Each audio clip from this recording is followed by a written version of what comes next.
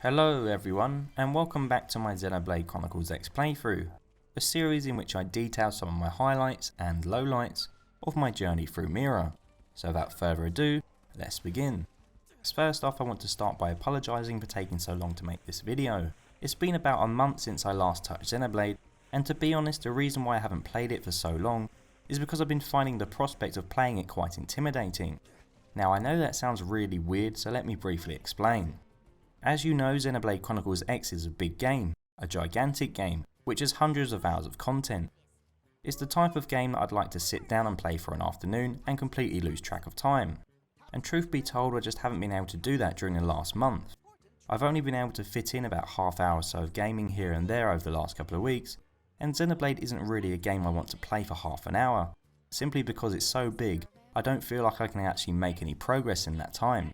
Instead, I've just been using that half hour to play something a bit more casual. Luckily though, I have had a bit more free time over the last week, which has meant I've been able to finally continue Xenoblade from where I was previously, wherever that was. To be honest, I don't really remember what I'm doing or why I'm here. Maybe I'll just go back and watch my other videos. Give me a sec, let me just go and catch up. Be back in a minute. Sorry about this.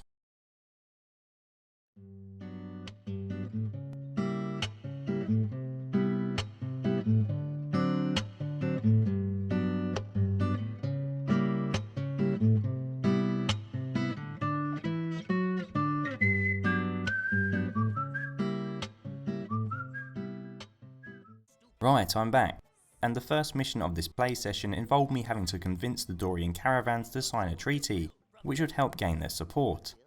I'm not really quite sure why we need them. I mean, if Tatsu is anything to go by, they are all useless and annoying, but hey, I suppose we could use all the help we can get.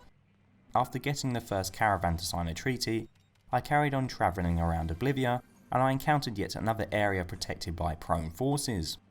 Whilst I was there, I also ran into what looks like another piece of the lifehold. As mentioned in a previous video, I do find it a bit annoying finding these in the environment and not being able to interact with them. I guess I'll just have to wait until the narrative forces me to come back here.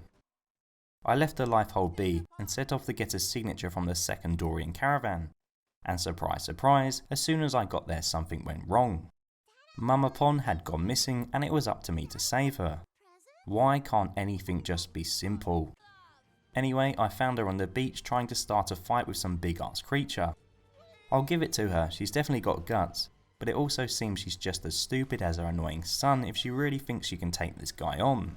The agile cases wasn't much of a challenge for myself and my party, and afterwards I was rewarded with the second Dorian signature, meaning at least I won't have to deal with these guys for a while now.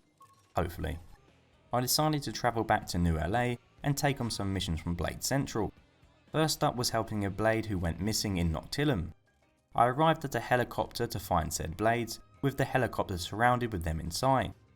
I dispatched the enemies, which were a piece of cake, and was then asked to find an item to help repair said helicopter.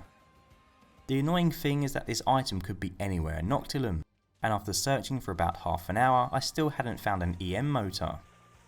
On the other hand, it wasn't half hour of completely wasted time, as whilst I was searching for the helicopter part I stumbled across some red shards, which turned out to be phosphorus tree seeds, which I needed to collect for some reason that I can't remember, so yeah, that's good. Moving on, I did eventually find out who wanted the seeds, and after I handed them over I decided to try and complete a side mission for L, which required me to explore 30% of Oblivia. I know that I've had this mission active for quite some time, but I've had trouble completing it as I've always found Oblivia to be a bit of a pain in the arse to explore. I mean, this is a continent where you can fall into seemingly bottomless pits, and it's not a particularly easy place to traverse. However, somehow I'd gotten to the point where I only needed to plant one more probe to get 30% exploration, and I found another FN site on what looked like to be some kind of floating rock. I decided what the hell, I was going to go for it. This was my moment to complete the mission. Here we go! The unreachable star!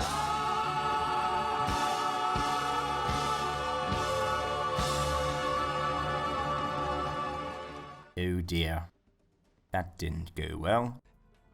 Anyway, I did manage to find another FN site in Oblivia that didn't require me having to break the world long jump record in order to be able to get to it, and once I planted the probe I finally had explored over 30% of Oblivia.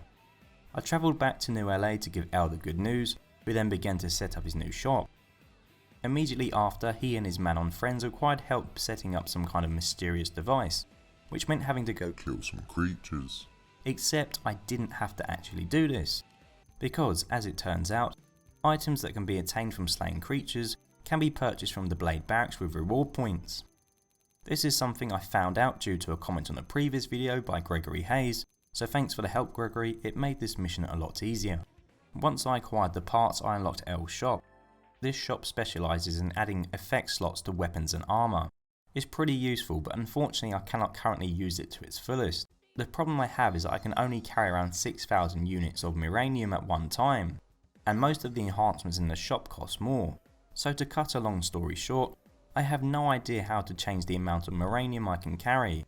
So if anyone knows, please leave me a comment below the video, that would be a great help. Next up I ran into a guy who had lost his dog, and of course I wasn't going to let a poor doggy roam around the dangerous Mirror Wilderness. I eventually found him sitting on some rocks, I have no idea how he got there, and after rescuing him I was told that I could now have a Labrador in my barracks. Sweet! I can't believe it, I got a pet dog. I mean, okay, he doesn't actually do much apart from just sit there, but it's still a cool little extra feature to include in the game. Speaking of cool little extras, after saying goodbye to my new pet I decided to try and recruit Fry into my team, except he wasn't his usual self and he didn't want to join me. I realised that the reason why he wasn't willing to come with me was because at the time of asking I also had Fog in my party. I know these two have some kind of history and I'm pretty sure that Fry isn't fond of Fog, so it's a nice feature that he isn't willing to join me whilst he's in the party. It helps to add a bit of character to both of them, and it will be interesting to find out what the deal is with these two. Anyway, I've been doing side missions and generally just running about for a couple of hours, so I decided that it was time to continue with the main story and begin chapter 6. And to my surprise, I was not only met with sexy squid lady again, but I met her master, Susan Boyle. I did not expect to see her in this game, who would have thought it? I bet there's a joke about Tatsu being food coming. I bet you. Here it comes. Wait for it. Wait for it. There it is. There it is. That's joke number 1367 about Tatsu being food. Good work guys. Fantastic writing guys and girls. Comedy genius. Well done guys. Well done. Amazing. As much as I hate Tatsu, and as much as this pains me to admit, his appearance during chapter 6 did actually make me laugh a tiny bit. I was given a mission to retrieve an alien mech and had to stealthily make my way towards it. Just when I was about to get to it, Tatsu decided to come to the rescue with a lunchbox. It's incredibly stupid and quite random, but at least it made me chuckle unlike most of the game's attempts at humour. The battle that took place after this scene wasn't too difficult. I faced off and defeated one tainted Sphinx, after which another 3 of them appeared, only to then be destroyed by some kind of flying dragon that resembles something found in Bayonetta. I was shocked to realise that all I had to do after this was visit Fandom and the mission was over. Story missions are usually quite lengthy, but all I had to do during this mission was defeat one monster. Oh well. Finally, after nearly 40 hours, I was given the chance to get my skell license. So, let's just see what I've got to do here then, okay? So I've got to take 1 exam, that's not too bad. Oh, 2 exams, okay, I can deal with that. 3, right, that's a bit much now. 4, okay, you can stop there. 5, really?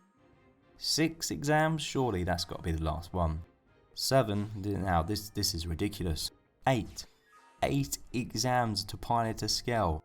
Why do you do this to me, Xenoblade? Why?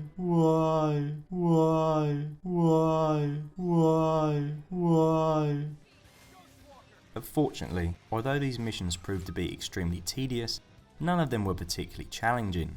However, one mission in which I had to find 3 big flea squashes in Oblivia was crazily annoying. This was one of those missions where you had to find a random item from a shard, and it took me well over an hour to find this item. Personally, I think this is a bad design choice to have such an irritating mission stand in the way of the player getting a skell. Once I completed all these missions, I travelled back to NLA Hangar and proceeded to answer some pretty obvious questions before finally gaining my skell license. I can't believe it. I've got a skell. Finally! Wow, this is a special moment. I'd like to thank my mum for always being there for me, and my girlfriend for all her support. I couldn't have done it without you.